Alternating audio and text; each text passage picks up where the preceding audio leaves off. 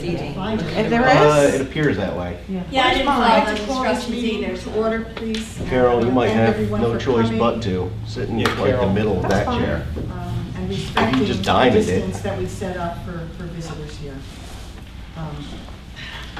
That's it. Can I have a roll call, please, Karen? Freeholder Fantasia. Here. Freeholder Fasano. Here. Freeholder Hertzberg. Here. Freeholder Director Patillo. Here. Freeholder Yardley. Here. Would you please stand with us for a moment of silence and our salute to the flag.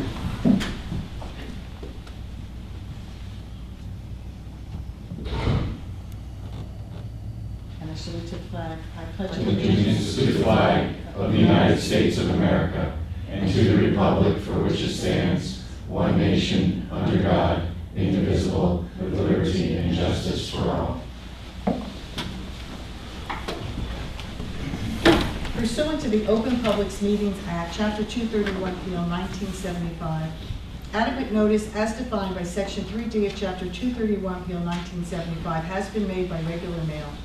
Such notice being submitted on March 19, 2020 from the Administrative Center of the County of Sussex, located at 1 Spring Street, Newton, New Jersey, to the following: New Jersey Herald, New Jersey Sunday Herald, Star Ledger, WSUS Radio, WNNJ Radio, and is also posted on the bulletin board maintained in the Administration Center for Public Announcements, and has been submitted to the Sussex County Clerk in compliance with said act.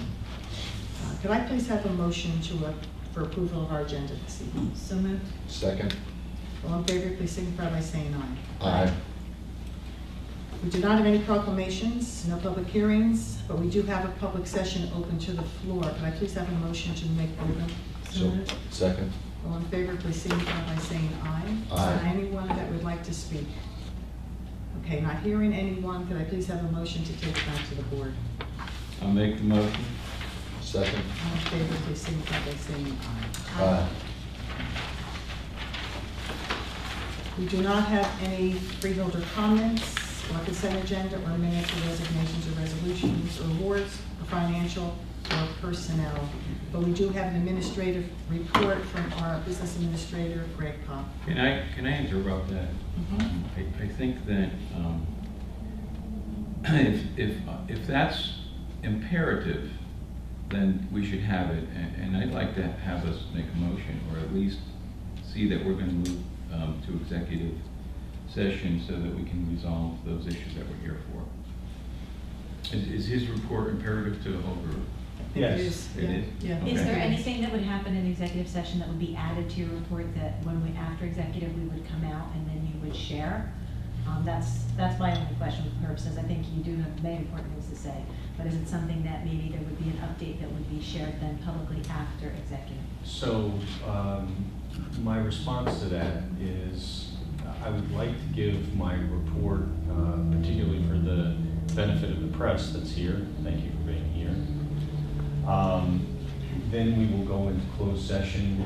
There may be some additional items that will be shared in closed session, particularly as it pertains to public safety items regarding the county's continuity of operations planning.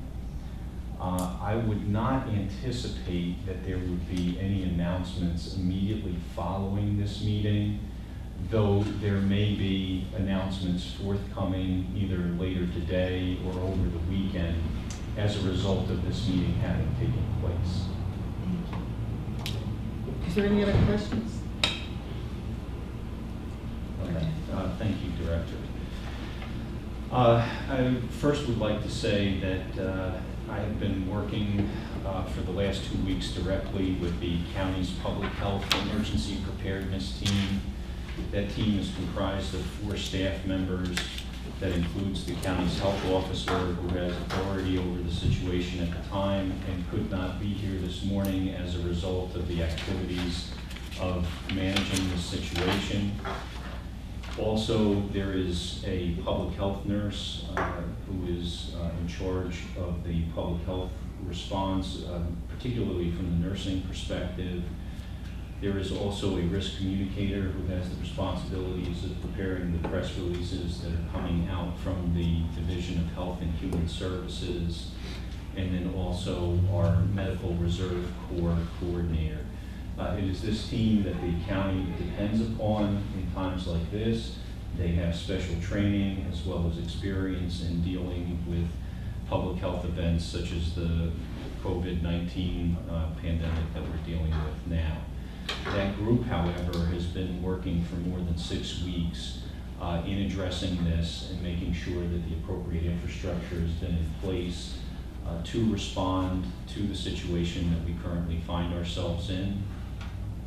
That group and or individuals of that group are on daily calls with the State Department of Health. I am on calls with the 21 counties on a daily basis that is being coordinated by the governor's office.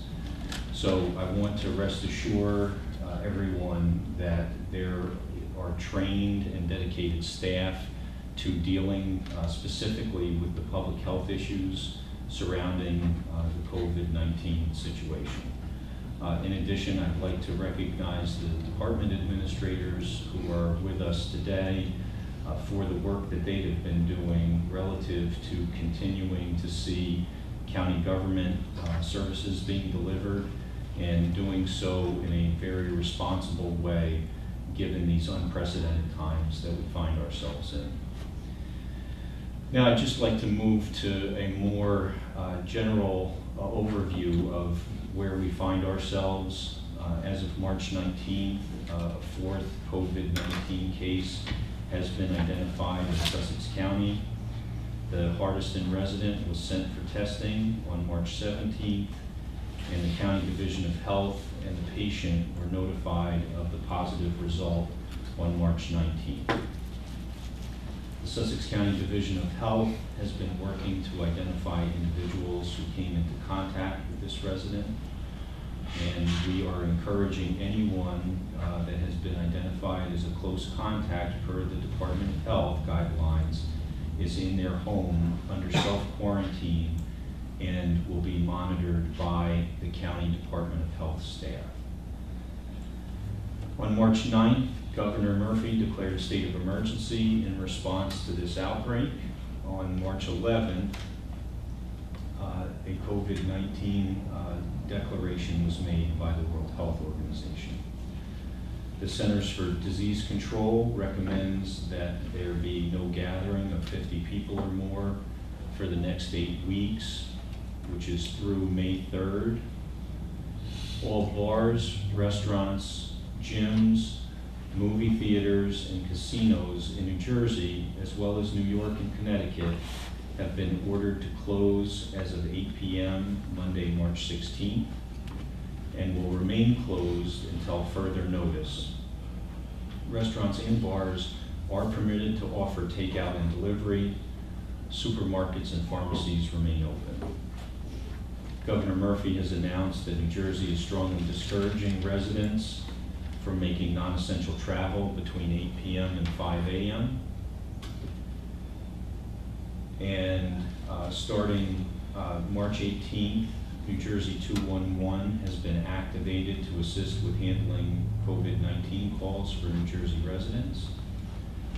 Residents can also text NJ COVID to 898-211 to receive text information and to stay informed. There is a dashboard as established by the New Jersey Department of Health, which can be found at www.nj.gov/health. If you look at the bottom left-hand corner, you will find a link to the county-by-county dashboard. Specific key messages at this time are that individuals with no symptoms are not recommended for testing. Individuals with mild symptoms should stay home if they're sick and follow the guidance of their healthcare provider. All New Jerseyans are encouraged to practice social distancing as observed by the layout of this meeting and to avoid large crowds and gatherings. Practice good hand hygiene and to stay home if they are sick. If the public has questions, they should contact the state's call center at 1-800-962-1253. The call center is open 24 hours a day, 7 days a week, and has multi-language capacity. The call center is not able to diagnose individuals, provide testing appointments or results, or give specific recommendations. Callers who need medical advice should be contacting their healthcare provider. The New Jersey Department of Human Services operates a toll-free warm line, which is a resource for people seeking mental health service. The warm line is activated during events such as this that impact the mental health of New Jersey residents.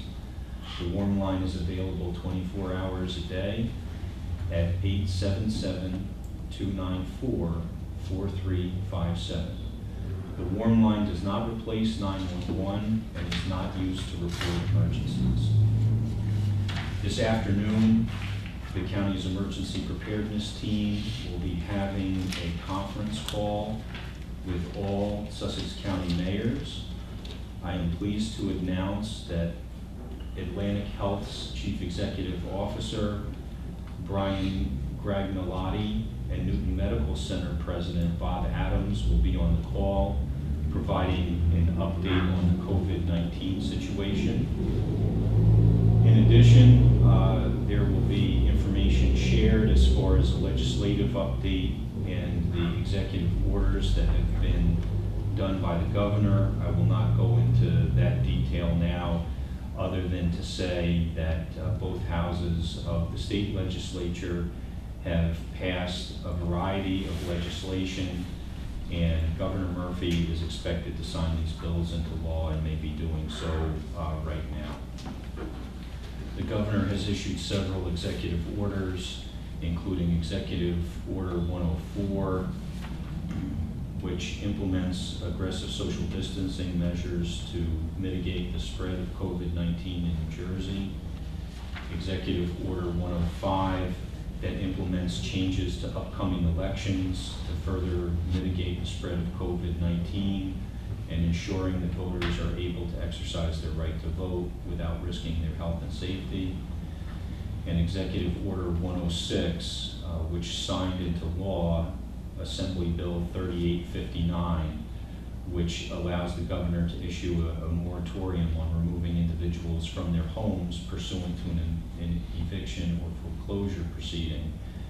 And Administrative Order 2020-2 has been entered, which effectuates the legislation that the state legislature put into place about the foreclosure proceedings.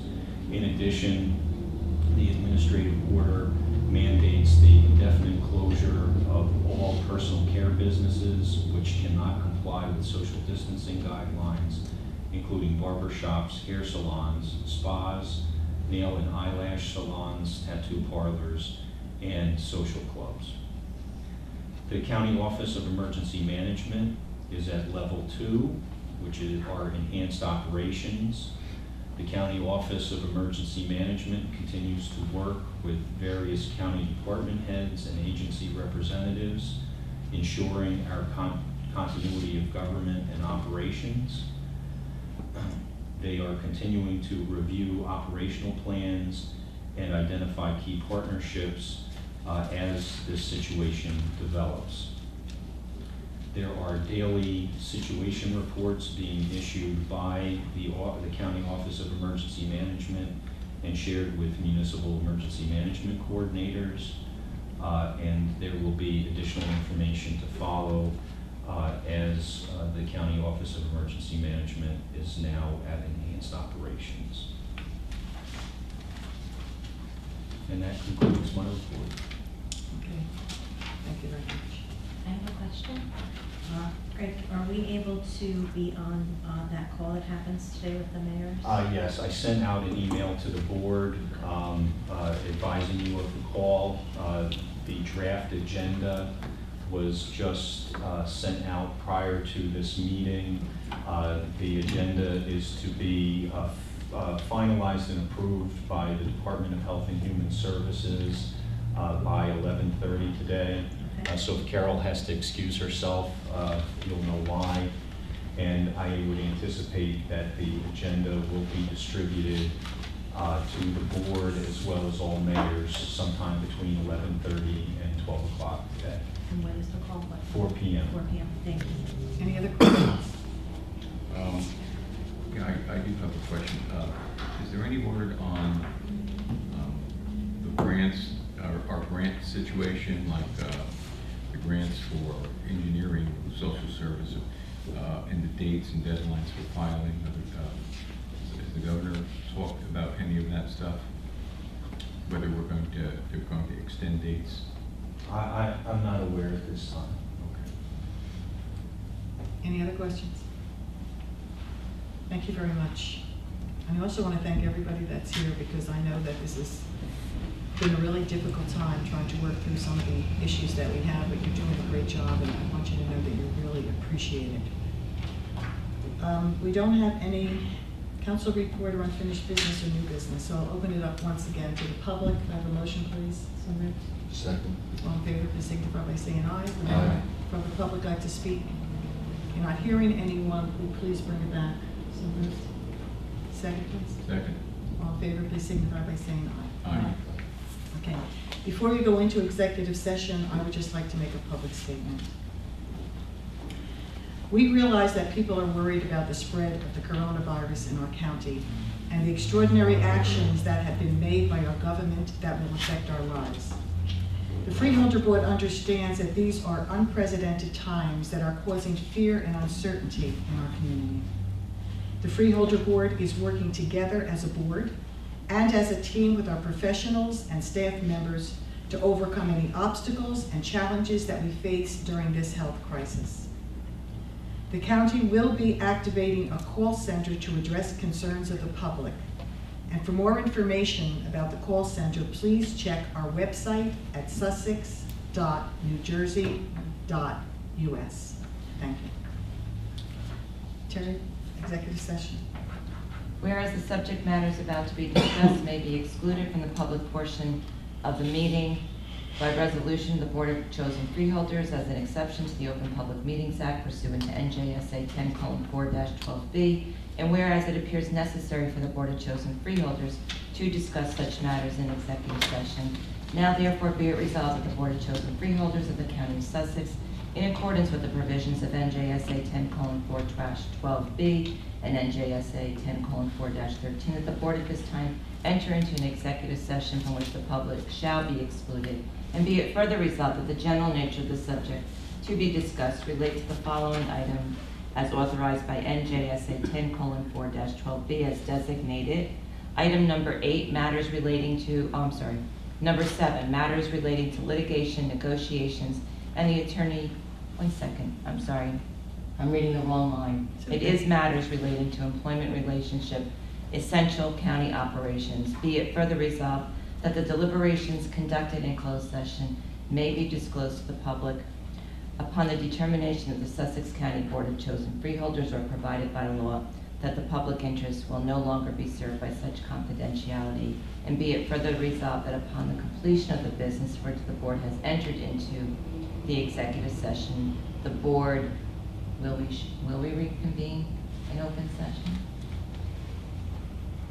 I guess we should. Yeah, and we have to can always reconvene an adjourn. open session. Shall reconvene and resume its meeting open to the public, and be it further resolved that the board expects not to take formal action after returning from executive session except to adjourn the regular meeting. Could I have a motion to go into executive session? So moved. Second. All in favor, please signify by saying aye. Aye. Thank you very much.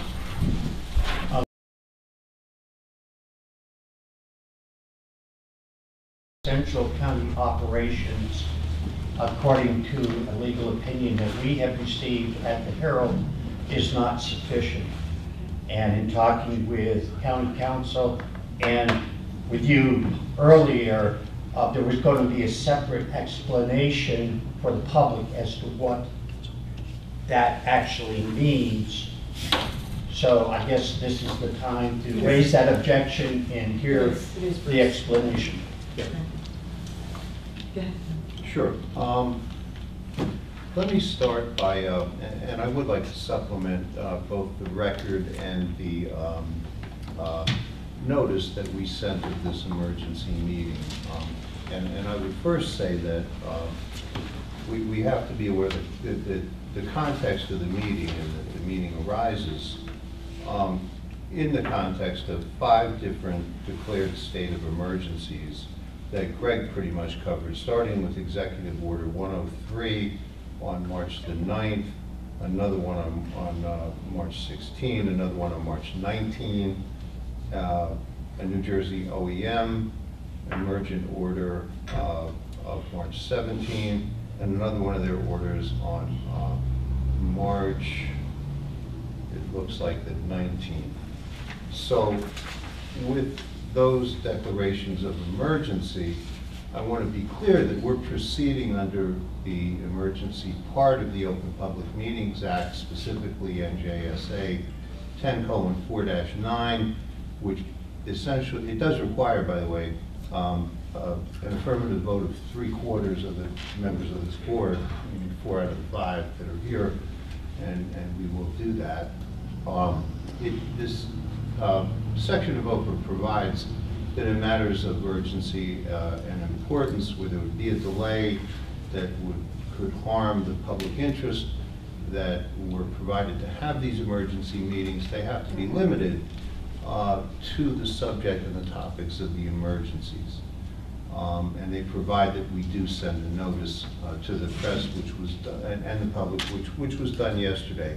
Now, that notice contains somewhat of a catch-all provision that of all the items that we might discuss, and I want to make it clear that we are also proceeding to executive session under the provisions of OPMA, the Open Public Meetings Act, specifically NJSA 10:4-12, and specifically section number 1, which says a proper executive session matter is an exemption from public discussion, matters of federal law, state statute, rule of court that require confidentiality and exclusions from the public session. Now, those matters, and I want to emphasize that they are more matters of things we're going to discuss with respect to directives, orders, confidential memos, status reports, updates from agencies other than us. We're not talking about our own things, but we're talking about things that we've received from agencies, CDC, Department of Health from the state, and the county, guidelines from the Attorney General, directives from the State Office of Emergency Management, and they themselves, right in the documents, tell us that we are prohibited from breaching confidentiality. They invoke different statutes and in addition to HIPAA, in addition to CDC regulations, Department of Health regulations. These documents refer quite often to what we know as the Emergency Health Powers Act, which is NJSA 26:13-13 at SEC.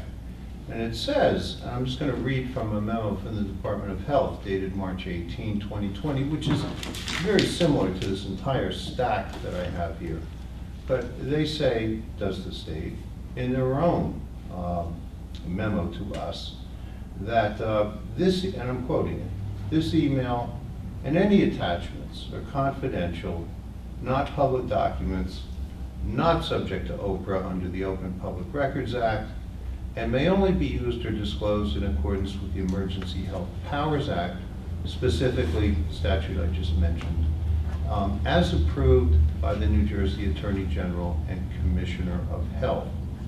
And they make that point in almost every one of these. Here's a memo that we got last night from the county with the New Jersey Office of Emergent.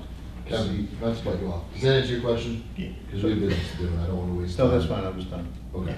You have a whole stack of paperwork, I just. No, I'm not, believe me, I'm not going I through know, this. I know. If this was a dramatic. Listen, and quite this was honestly, meant if, to- if the outcome of our meeting was to help people and move forward, I don't care about the rules. At this point. It's just that what was put out by the for No, the no, public. I'm not, listen, I'm not criticizing you, you have a job to do.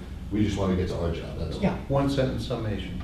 Go ahead. So, I just wanted to flesh out the record about that. I'm sorry to take too long to do it, but I want to emphasize that we are talking about matters that were sent to us from other parties that they deem confidential, and not anything that comes from us directly.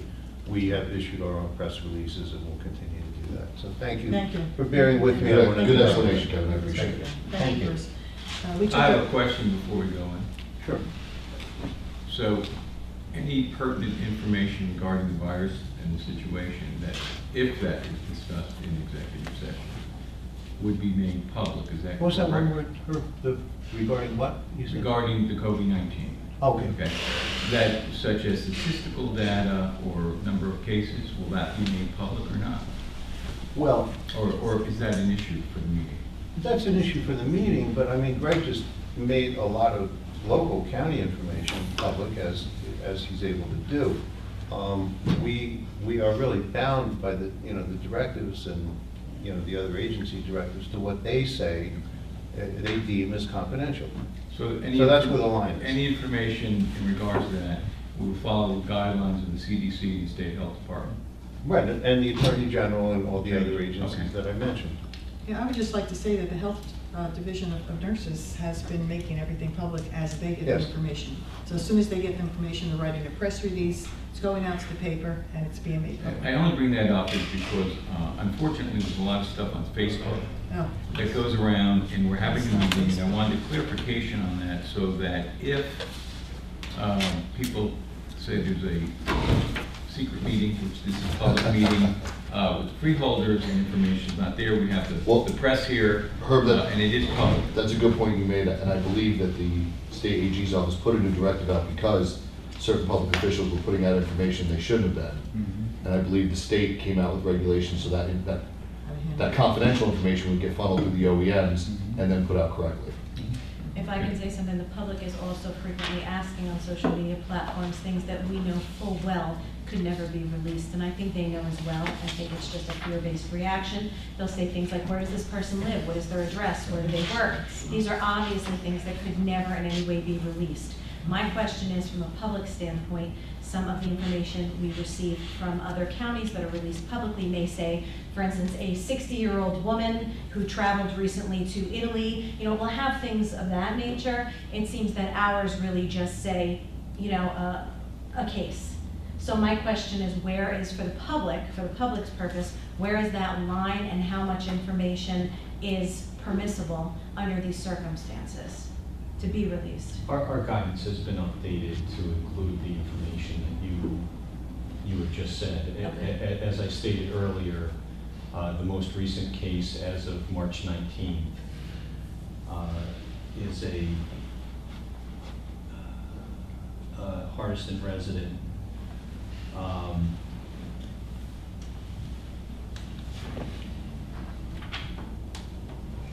who was sent for testing on March 17th, and the patient was notified of that positive result on March 19th.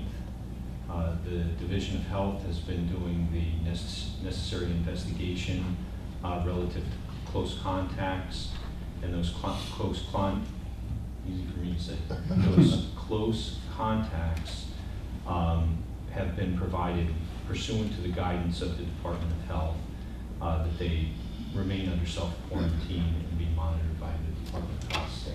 The reason why I'm asking is that, for instance, and I don't know if this was permissible or not, in the case of the Vernon resident, in that release that came from the Office of the Mayor, said the individual's age. I believe that it was, Right. The individual worked outside of the county. It said whether it was a male or female, and it said their age. I think for public purposes, people are very concerned, not so much even about gender.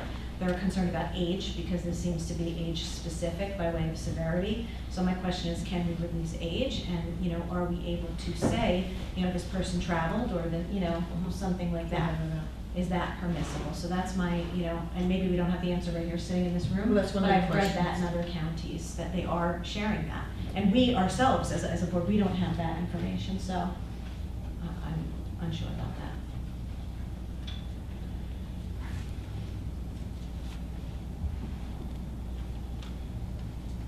Is there any other questions? Greg, is there anything else you'd like to say before we go into executive session? No, my report stands as presented. Thank you. Okay. We took the vote already? Yes, we did. Yes. And we're closed from public and going into executive. We're gonna stay here. We're going to stay here, I just want to do this.